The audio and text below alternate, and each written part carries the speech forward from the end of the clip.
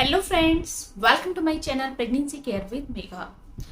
दोस्तों, 26 मई 2021 को पहला चंद्र ग्रहण है।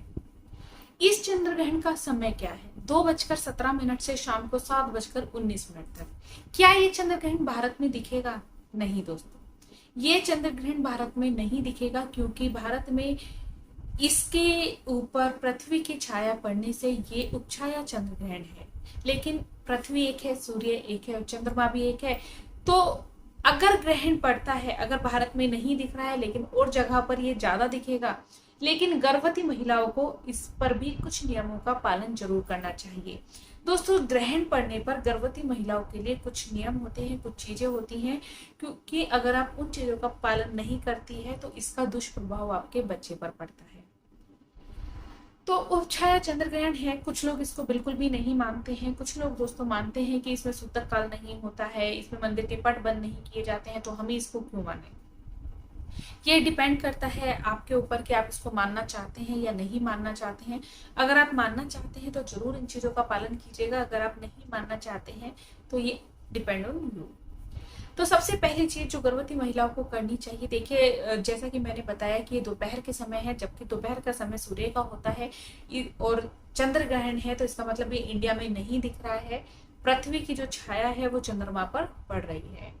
तो लेकिन अगर ये जो बीच का समय है, कोरोना काल वैसे ही चल रहा है, सब जगह लॉकडाउन है, वैसे भी कोई घर के बाहर नहीं जा रहा है, और अगर आप प्रेग्नेंट हैं तो भूल कर भी इस समय के बीच में घर से बाहर ना निकले, ये आपके लिए सेफ होगा। 2:17 के बाद से आप कोशिश करें कि अगर आप टीवी देख रहे हैं, खाना खा रहे हैं, कुछ भी कर रहे हैं, तो धारदार चीजों का इस्तेमाल ना करें।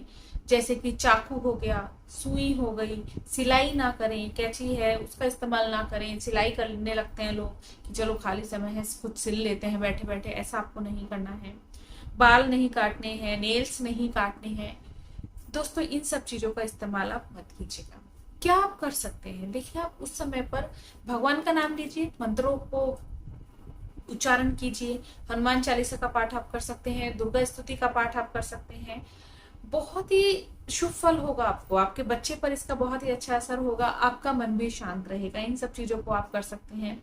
शांत मन से केवल 2 से 3 घंटे की बात होती है दोस्तों।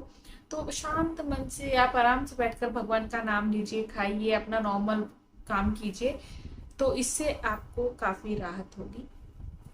आप ग्रहण के बाद अगर आप नहा सकते हैं तो नहा लीजिए, क्योंकि दोस्तों पुरानी कुछ चीजें हैं। कहा जाता है कि अगर आप ग्रहण के बाद नहीं नहाते हैं तो इससे आपके बच्चे को स्किन संबंधी समस्याएं हो जाती हैं, और अगर आप धार चीजों का इस्तेमाल करते हैं तो आपके बच्चे को जन्म के बाद परेशानियां होती हैं।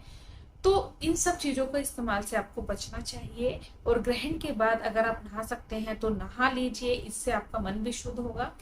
और कुछ चीजों का दान करना बहुत ही शुभ होता है दोस्तों। आप गेहूं का, तेल का, इन सब चीजों का दान कर दीजिए। भगवान के नाम पर कुछ भी देंगे सभी को बहुत अच्छा होता है। पढ़िए होते थे दोस्तों पहले, तो उनको दिया जाता था। अभी किसी भी जरूरतमंद को आप दान कर दीजिए। दोस्तों, ये चीजें गर्भवती महिलाएं अगर करती हैं तो उन पर इसका दुष्प्रभाव नहीं पड़ता है। तो उम्मीद करती हूँ दोस्तों आज का वीडियो आप लोगों को अच्छा लगा होगा। अच्छा लगा हो तो चैनल को जरूर सब्सक्राइब करें, लाइक करें, कमेंट करें, शेयर करें। Thank you for watching Pregnancy Care with Megha. Thank you. Namaskar.